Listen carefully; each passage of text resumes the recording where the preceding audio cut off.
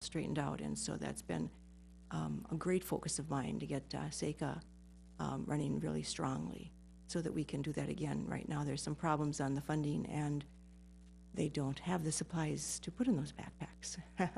So we're going to get that straightened out real soon here and get them up to running. So if you hear more about SECA, know that it's going to be better than ever. Other than that, I'm on the Health and Human Services Committee, the Finance Committee, the Early Childhood Committee, elections.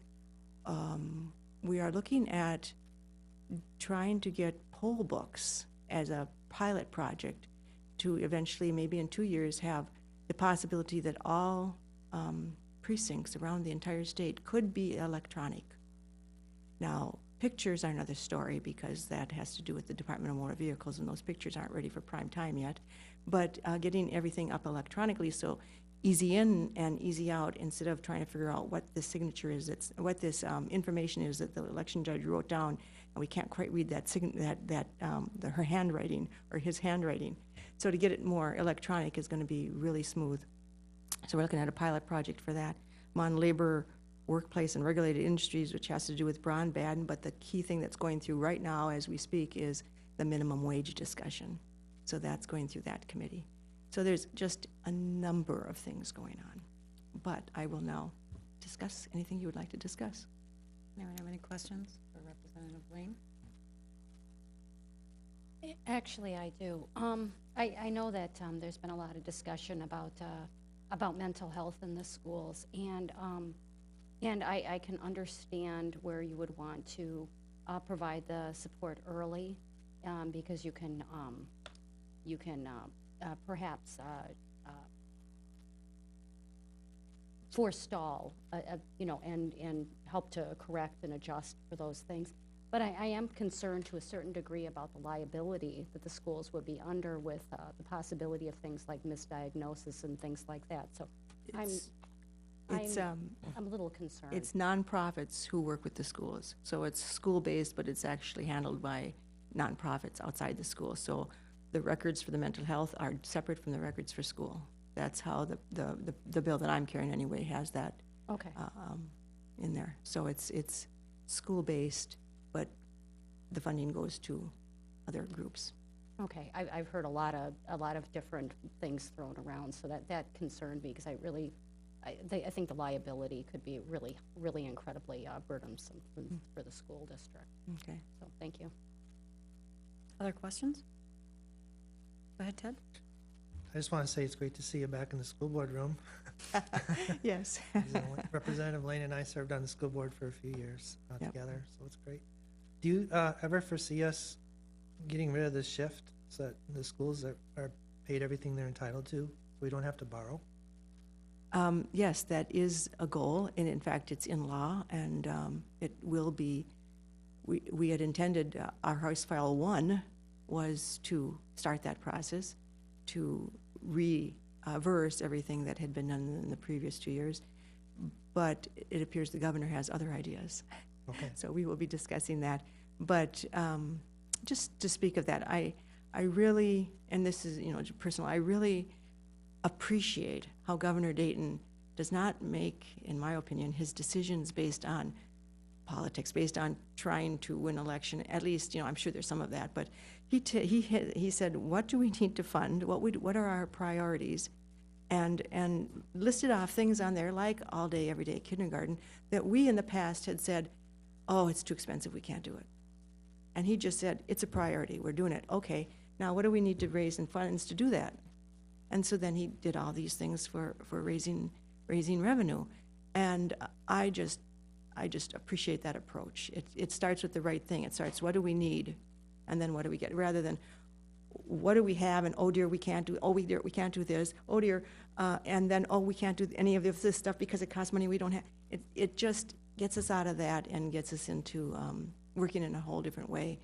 I hope that the legislature can pull that off too, because we have to go through a lot of people's hearts and minds who can say yes or no.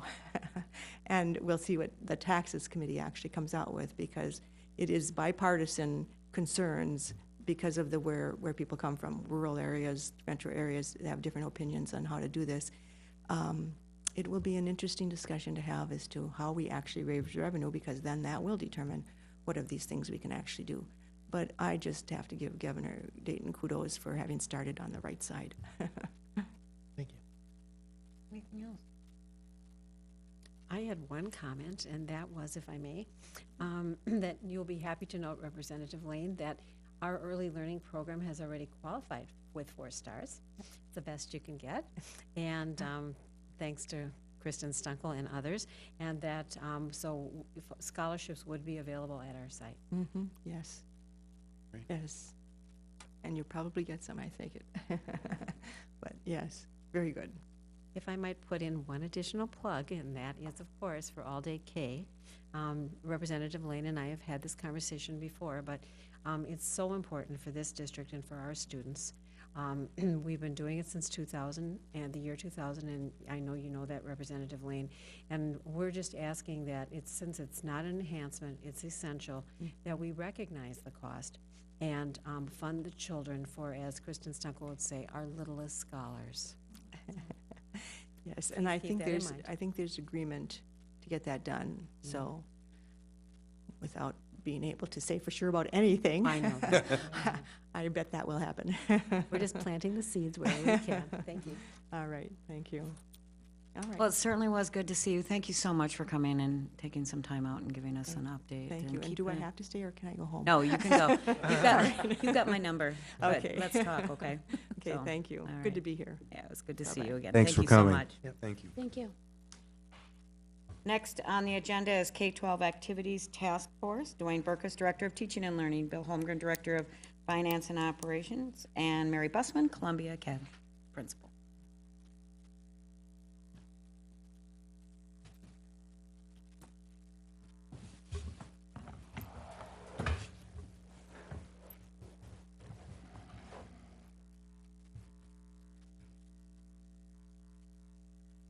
Chairperson Lees, Mr. Kelly, members of the board.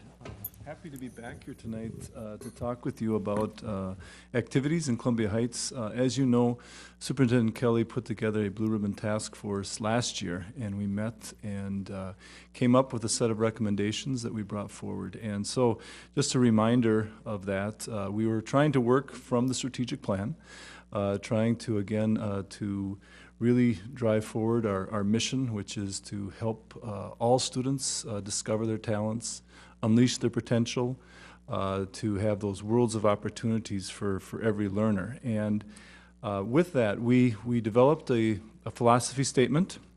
And if I may, I'm just going to read that. To provide an attractive and relevant activities, arts, and athletics program which provides for student development and success through a balance of participatory and competitive opportunities. So around that philosophy statement, we really broke it down into 4 key areas that we looked at, and that was we wanted to have high levels of participation in our district, high levels of success. We want it to be part of the personal development that takes place for our students, and that there is skills development with that. So with that in mind, we came up with some key things that we hoped to drive forward in each of those areas. And for example, in participation, we wanted to build connections to school, improve student academic success, and then increase just overall the level of success. And so we've got, with that, lots and lots of different things that we are looking at in those 4 areas. And we broke them down into communications, programming, partnerships, and finance. But far too many different recommendations for us to go through tonight. But one of the main things that we did talk about was to establish an advisory council for activities. And so tonight, we're here to tell you that we're ready to go with that. We're set to begin tomorrow. And so tonight, I think Principal Bussman will walk you through what that advisory council will do, and then some of the first action steps that we will have with them coming from, again, our task force last year. Good evening, Chairperson Lee, Superintendent Kelly, and members of the board. The Activities Advisory Council will be co-chaired, as Dwayne said, by Dwayne, Director Burkus, and myself. And the membership will reflect parents, teachers, coaches, directors, community members, and administrators. And so we will be coming together quarterly to look at the recommendations of the task force and then move that work forward. Our charges, I'd like to read to you tonight. This committee will be charged to closely examine district curricular and co-curricular and extracurricular activities and programmatic data, and based upon continuous study, it will recommend activities, arts, and athletics priorities and communicate quarterly with the superintendent and monitor the 3-year plan implementation. Our next steps as well in that advisory council would be to establish an activities bus. That idea came from the task force last year for students to participate in after-school activities. It would increase participation and increase safety.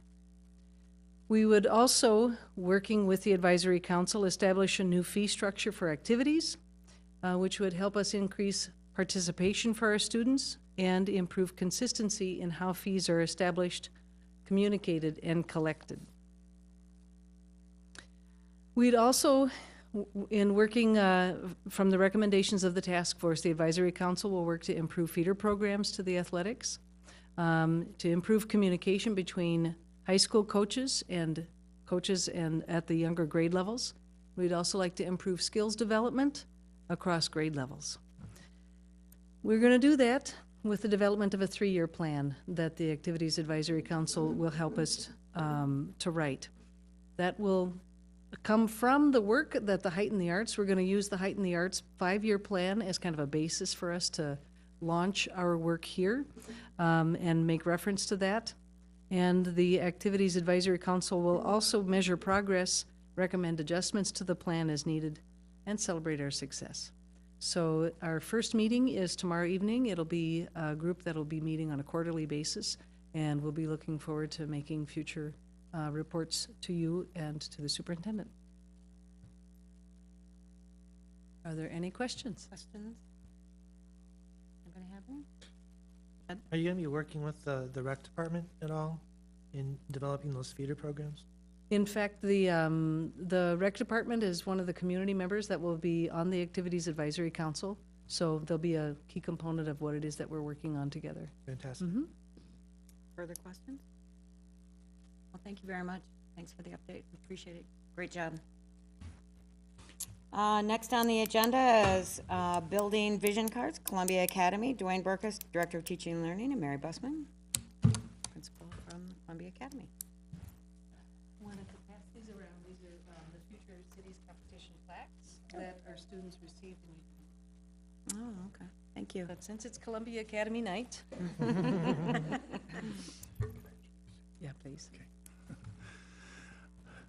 Chairperson Lee, Superintendent Kelly, members of the board, I'm pleased to be able to introduce Principal Busman. You know her well, but and Columbia Academy. I think tonight was just another great example of what we mean when we talk about STEAM.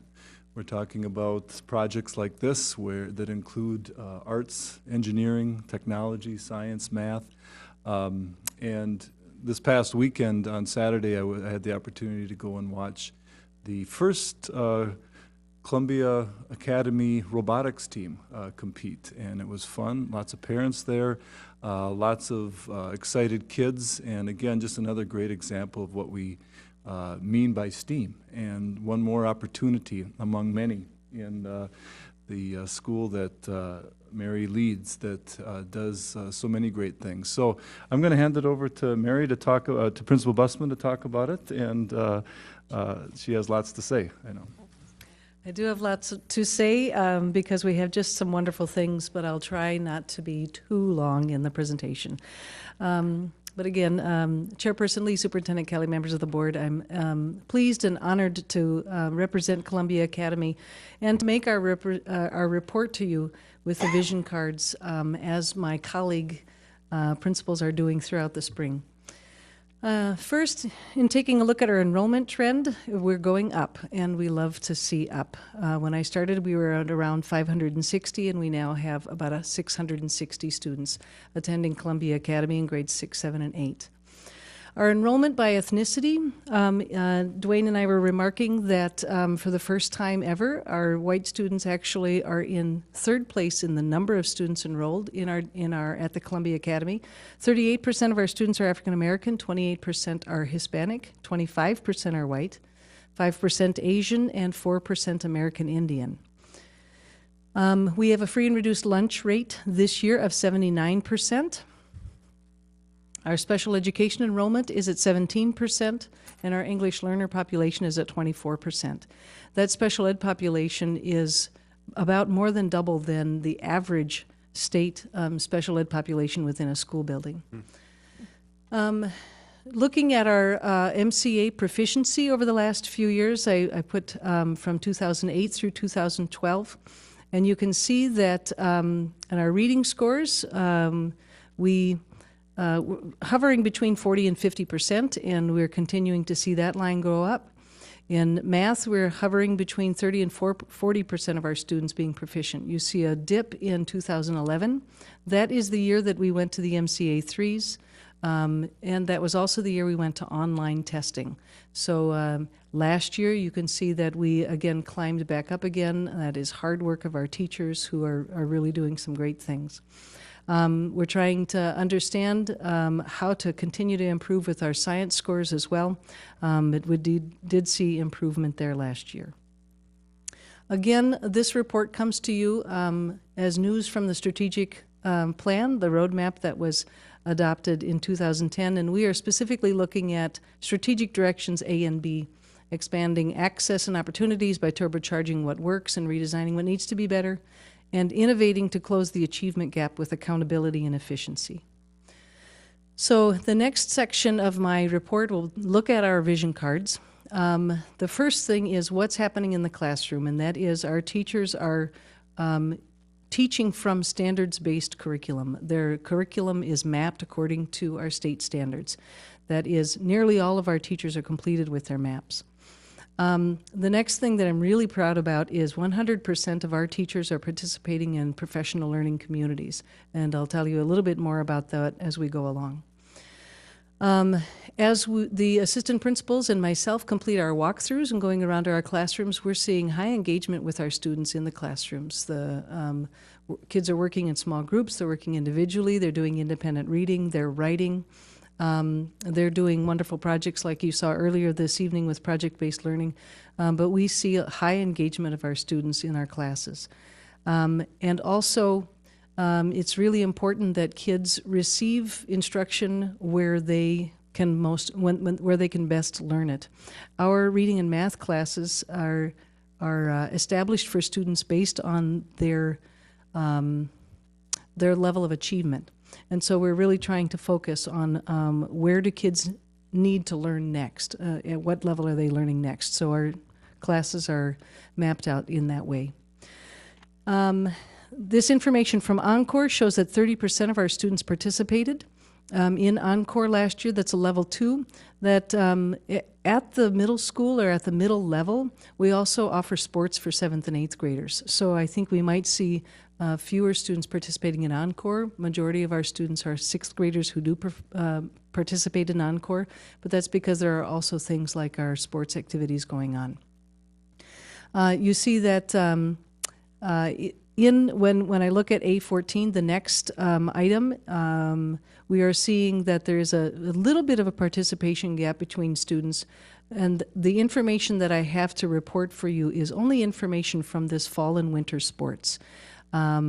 But we see our highest percentage of students participating in athletics. We actually have an overrepresentation of African American students, which means that they are participating in sports, and that's a terrific thing to see. And the difference would be then the largest gap would be between our white students and our Hispanic students, with a 14% gap there. I don't have information for you on a parent survey. We'll be doing our first parent survey at spring conferences, which are in the next month, which marches at the end of this week. So, next I want to move into our MAP scores and looking at 50% of our students in math met their growth target. It's a level 4 for us, and 53% of our students met their annual growth target for reading. When we look at the difference between student groups, we see that 6%, there was about a 6% difference between the achievement of our white students and our African American students, and only about a 9% difference in reading scores, and that disparity was between our white students and our Hispanic students. So again, we're looking at level 4 and level 5, but we want to continue to narrow those gaps. Our Minnesota Comprehensive Assessments, 52% of our students met proficiency in reading, 37% met proficiency in math, and 20% met proficiency in science. You can see where our work is cut out for us. When we look at the gap to standard, 33% fewer African American students met proficiency in reading than white students, and 24% fewer African American students met proficiency in math than our white students. The next category is it's a test that shows college level readiness, and that is the Explore test. The Explore test is related to the ACTs. So in 11th and 12th grade, they take the ACTs, they take the Plan test in 10th grade, and in 8th grade, they take the Explore test. It's a nationally ranked, nationally normed test. And we see that about 5% of our 8th graders are showing that they are on track to enter college. Now, when we looked at the data today, only about 20% of students on this test nationally show that they are ready for college when they're on the track through the Explore test. So while it seems like 5% would be a gasp, when we looked at the data and said that only 20% nationally of the students are college ready, it doesn't seem like we're too far behind there, though, of course, we want to continue to help our kids get college and career ready. There was not much of a gap between the highest and lowest performing groups there, and that was 11%. Then when we look at our information and behavior, our vision card information on behavior, we had 716 referrals last year. That puts us at a level 5, and we're happy and really excited about that. Where we have a lot of work to do yet is still looking at, like we have an achievement gap, we also have a behavior gap, and we want to continue to work with how do we keep all of our students in class, but we are referring our African American students out of class, and we're continuing to address that. Overall, though, our out-of-school suspension incidence has dropped. Now, where do we go from here? All right. Our goal for literacy is that 60% of our students meet proficiency on the MCAs this year. We also have a goal that 50% of our students meet proficiency in math this year. In science, we hope that and are planning for 30% of our students to meet proficiency on the science tests. Then we're also looking at, the MCAs are year to year, and it's the end of the year, how did we do? But we have to do some measures along the way. So we're looking at what are our failure rates by quarter and also by semester. So in looking at this, you can see we're kind of all over the place in some of our trend lines, but when I look at the last mark there at 2013, that was the end of first semester in this school year, and we're seeing that our 6th graders really are doing a much better job this year. Our 7th graders, they tend to go up and down a little bit, so we will make sure that we're really working with them towards this spring to bring down our failure rates. And our 8th graders have done a great job in the last 2 years to really stay much lower. We have a goal that we will reduce the number of referrals by 18% for our African American students out of the classroom. This is a behavior trend, just looking at our data over time. You can see we've gone up, and then we dropped a whole lot last year in our office discipline referrals, and our out-of-school suspension incidence has consistently dropped over the last 2 years. And again, as I mentioned before, we can see the over-referral of some groups and under-referrals of other groups, and so this is an important thing for us to pay attention to. how are we making this work? How are we making the changes? What are we doing to address? I have always felt that when I was at Valley View, we needed to have teachers working together to make change happen and impact curriculum and impact climate. And I believe the same thing at the secondary level, which is why we have worked so hard to form professional learning communities, or PLCs.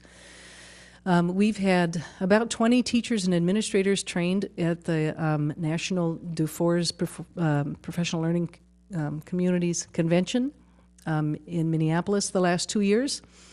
And our teams are meeting twice monthly for 55 minutes during the school day. They're meeting by grade level or subject, they're meeting by subject area. And so all of the math teachers are together every other week.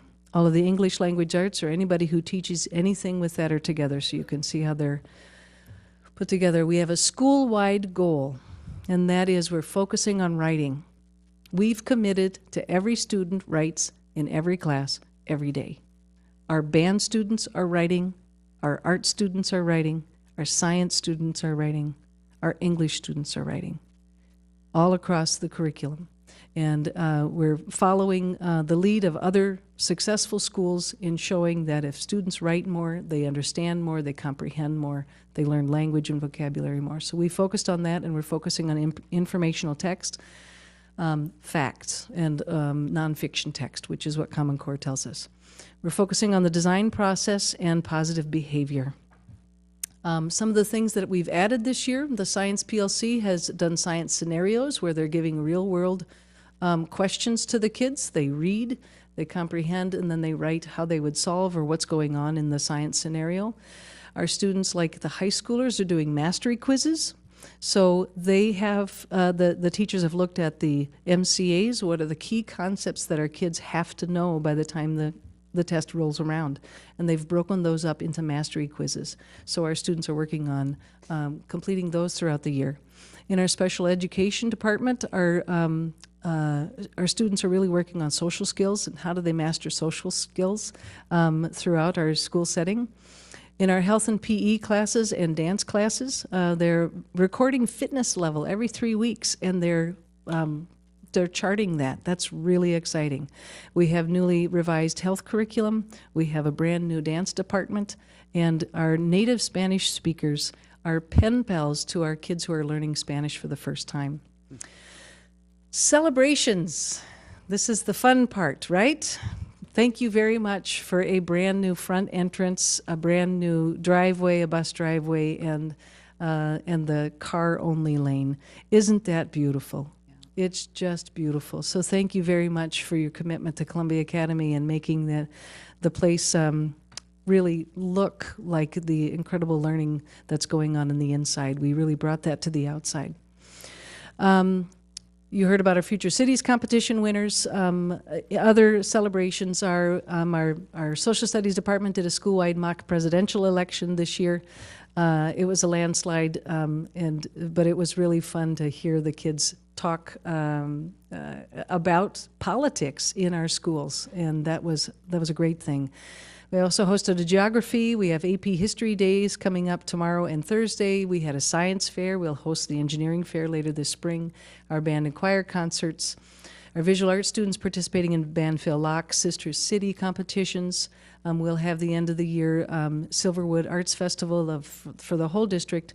And then we are also collaborating with the city on the Heritage Sculpture project. We have offerings beyond the school day, our encore classes for 6th, 7th, and 8th graders. We had Willy Wonka. Some of you might have gone to see that, and that's some of our stars of the show there. We have student council, and as Director Burkus mentioned, we held our first robotics competition on Saturday with 6th, 7th, and 8th grade teams participating. It was just fun to see squealing still going on of, it's working, when I stopped in the classroom afterwards. It's really great. We have web leaders where everyone belongs, and we also offer sports in all the different seasons. Technology that's new this year, every one of our students has an e-portfolio site. That means they're recording their work on their website. So some of their best published work is going to go there, specifically in English language arts and visual art. Some of our classes, we're doing online learning logs, especially in English language arts. We have laptops available for our students in engineering, science, math, and English. English is new this year. We have document cameras in art and English classes. And our brand new this year, our Spanish teacher is using the LiveScribe pens. She's part of Technology 2 cohort. Thank you very much, Director Hennekens. And the students are recording their stories that they're writing. So our native Spanish speakers are recording stories that they've written, and then they are giving those to the Spanish 1 kids who have never spoken Spanish before, for those students to then listen to the stories that their classmates have read or written. So that's exciting. Positive behavior interventions, we have Columbia Cash that our students as individuals can read, and they get to purchase wonderful things at the Columbia Cash store. We have a student assistance team that really looks at how do we help students who are struggling. We have an attendance team that is focusing on getting kids to school, because it's only in school where they can learn. And we have school-wide grade level competitions as well. We are focusing on equity and family involvement. We were the first school last year to host REACH, the Parent Involvement Program. We hosted our second African Americans in Careers Day, and the second photo that you see shows one of the pictures from that, where we had over 40 African American leaders in our greater community come in and talk to the kids about what it is that they do in their jobs during the day. And our students had to come in and find out what they did, how did they get there, why should I want to be like you? And that was a really wonderful thing. We participate in the monthly parent breakfasts, and last year you can see some of our parents on the top photo were at Mankato State University on a tour with our students. If you have about a minute, I could show you the CAN video. So this is, I know that Mr. Fort showed this at his school, but I would love to be able to show you our students too.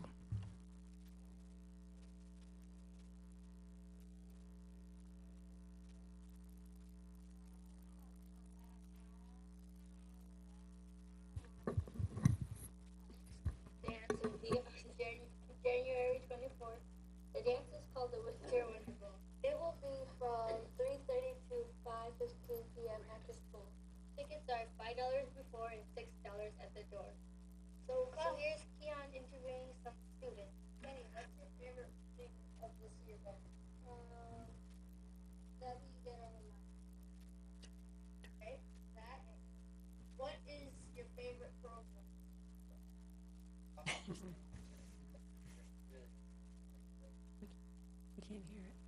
Can't hear it.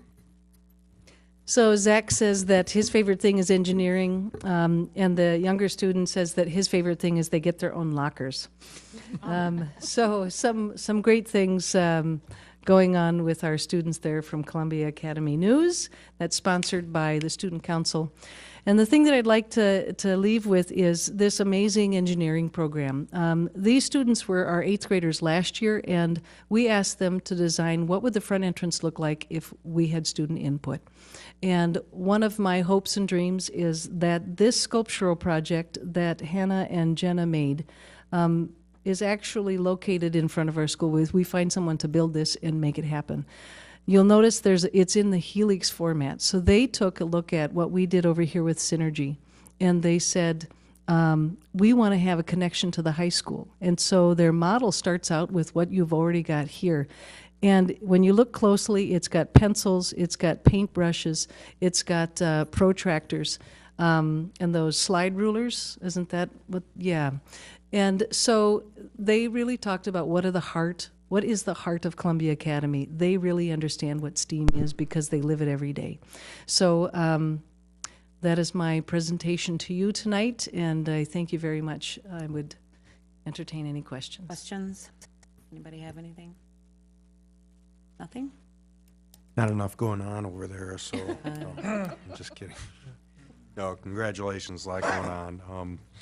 My one question was, you know, we have work to do on our science test scores. Did the science test change like the math test changed, or it was, No, there hasn't been that big change. That is coming. The science standards are changing. I think the big thing with the science test is it's also a reading test. It's heavy into reading.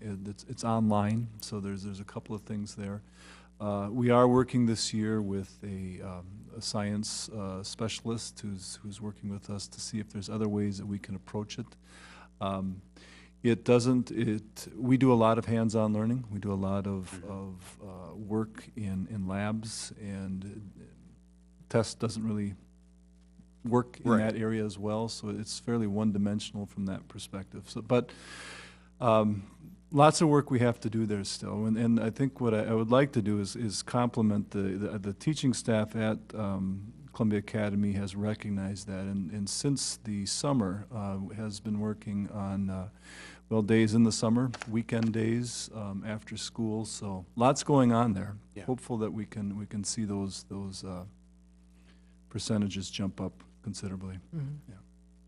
thanks. Ted, go ahead. Are there opportunities for, I know Valley, or I think it was North Park, was trying interventions when they saw issues, and is that something that Columbia Academy is able to do throughout the day? Our, as I mentioned, our reading and math classes, if a student hasn't met proficiency in reading and math, rather than taking it every other day, we're in a block schedule, they get reading every day or math every day. Reading could be as a reading class, or it could be as a supported English class with a reading teacher in it. So we are definitely addressing and intervening in that way.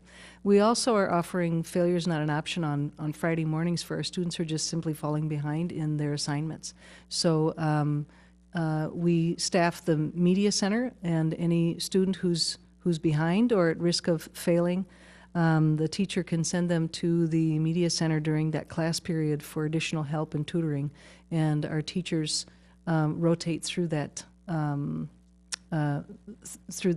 hour throughout the day to help provide assistance. So we're doing some of those kinds of things as well. And then the science scenarios and the mastery quizzes in math are other ways that we are saying to the kids, it's not okay for you just not to get it done and not to learn it. You're going to come back to this mastery quiz, and we're going to retake it until we understand it. That idea started at the high school, and the middle school and academy students and teachers really, the teachers love that, because we're coming back to the concept and saying you have to learn this. It's not okay to just simply take the F. If you didn't learn it, we're going to come back and reteach it another way until you learn it. Great, thank you. Anyone else? Well, I just want to say thank you very much for all your hard work. The enrollment being up at the academy is amazing. That's really great news, and the writing in every class. So thank you for all your hard work, and it was great seeing the kids tonight. Thanks. Mary. Thank you. Thank you. Appreciate it. That's right. Next on the agenda is integration grant. Dwayne Burkus, Director of Teaching and Learning.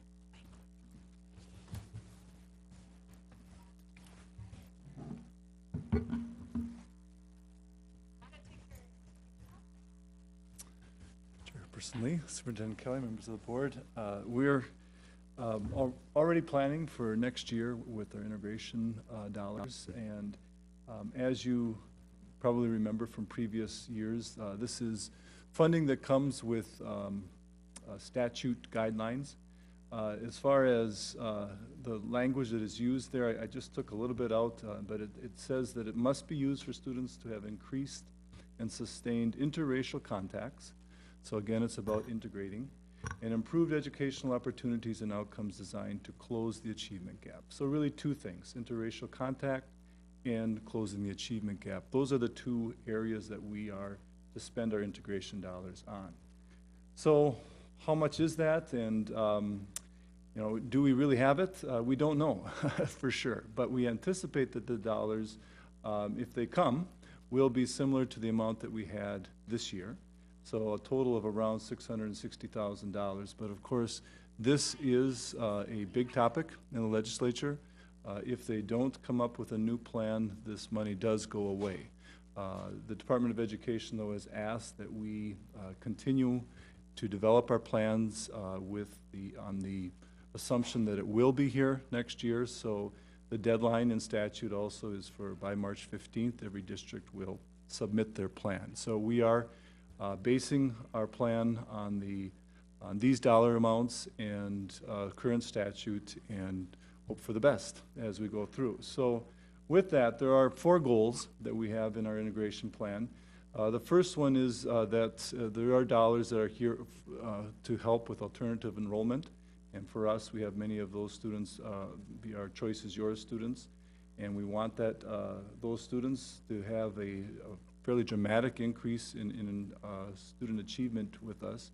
So some of the ways that we spend dollars then are to try to get at that family involvement through our cultural and urban liaisons. But one of the hardest things for us, of course, is to connect with kids who are coming to us from outside the community with special needs, one of them being that their parents are further away and may not always have transportation to join us here. So this is a big piece that you'll see again in other places, that we try to use our integration dollars to help with family involvement. Goal 2 is to decrease the achievement gap in MCA reading and math by 10% annually for the next 4 years. So we have a district, all districts also are required to have an equity plan that runs for 4 years, and that's where these goals come from.